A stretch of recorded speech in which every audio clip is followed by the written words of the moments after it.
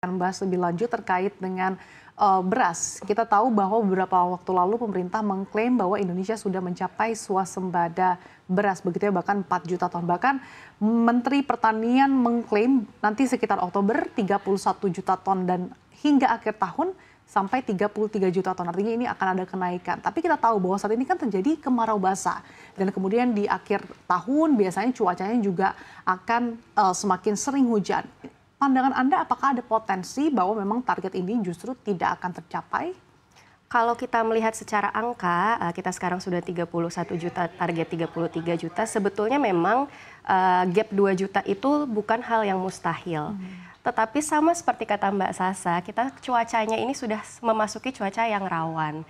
Lalu, kalaupun nantinya itu memang berhasil, tantangan terbesar tetap bukan hanya di sekedar nominal tonasenya saja, karena kan kalau sekarang yang dilihat banyak isu terkait SPHP yang tidak ada atau stok beras yang berkurang langsung di retail modern. Jadi tentu kami mendengarnya pun Indonesia pun senang dan bangga ya kita berhasil mencapai 31 juta ton. Tapi perlu diperhatikan apakah memang kualitas berasnya ini betul. Lalu 31 juta ton ini betul beras dan bukan GKG saja, bukan campuran GKG, dan apakah bisa terdistribusikan dengan efisien dan sesuai dengan kebutuhannya. Begitu, Mas. Nah, soal distribusi SPHP ini kan juga menjadi sorotan. Betul. Ombudsman tadi menilai bahwa penyalurannya belum masif, belum lagi dari segi kualitas ini tidak sesuai dengan mutu yang ditargetkan. Seperti apa pandangan Anda? Ya, jadi kalau kita mau mendistribusikan itu sebetulnya ada 3 hal yang perlu diperhatikan dan ini harus bisa time wise harus baik, lalu harus betul-betul diperhatikan dan harus tegas. Itu dimulai dari before dispatch itu kita quality controlnya itu seperti apa. Di situ karena sebagai fondasinya kita melihat apakah ini beras kualitasnya cukup baik, apakah ada yang patah, aromanya seperti apa, lalu apakah kekeringannya, kadar keringnya, kadar basahnya seperti apa. Nah, setelah ini sudah approve quality control yang ini, kita harus memperhatikan saat dia logistik dalam perjalanan, apakah di sana pun kondisinya tetap prima dan terjaga, karena suhunya juga berpengaruh. Kan kadang ada yang perjalanannya memang jauh ya Mbak Sasa ya.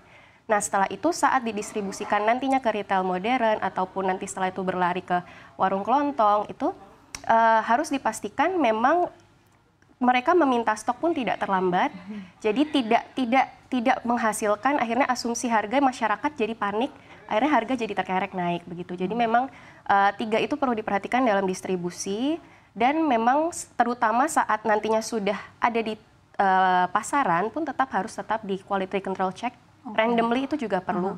Karena ini terkait kualitas berasnya juga. Artinya quality control tidak hanya dilakukan sebelum, tapi juga ketika sudah disalurkan. Sudah, betul. Tapi selama ini, kalau berkaca pada sebelum-sebelumnya, mekanisme distribusinya seperti apa sih, Ega? Kurang lebih sebetulnya sama seperti itu, Mbak. Coba kalau kita melihat ada map distribusi beras kita, ada di BPS pun sudah ada, tapi ini per 2024. Sebetulnya memang rutenya cukup panjang, dan terkadang karena rute panjangnya itu banyak terjadi anomali yang akhirnya menimbulkan rembesan atau nantinya stok jadi menumpuk.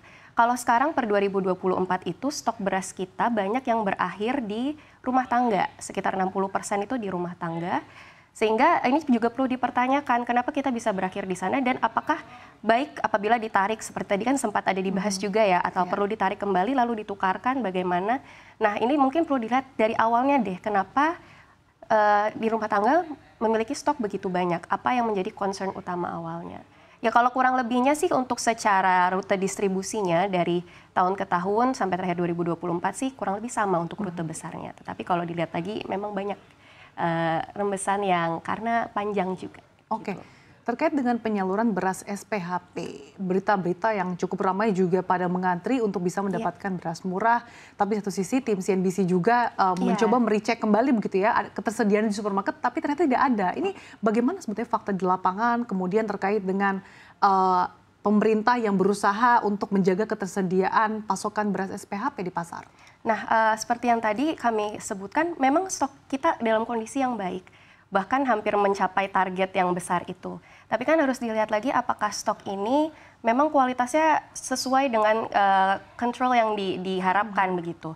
Nah, setelah ini memang sudah sesuai, apakah pergerakannya bisa cukup cepat untuk memenuhi kebutuhan pasar, atau justru sedikit terlalu berlibet sehingga banyak yang tercecer begitu. Nah, akhirnya terlambat, dan makanya malah nantinya begitu kosong dan terlambat ini harganya nantinya akan semakin tinggi begitu, Mas.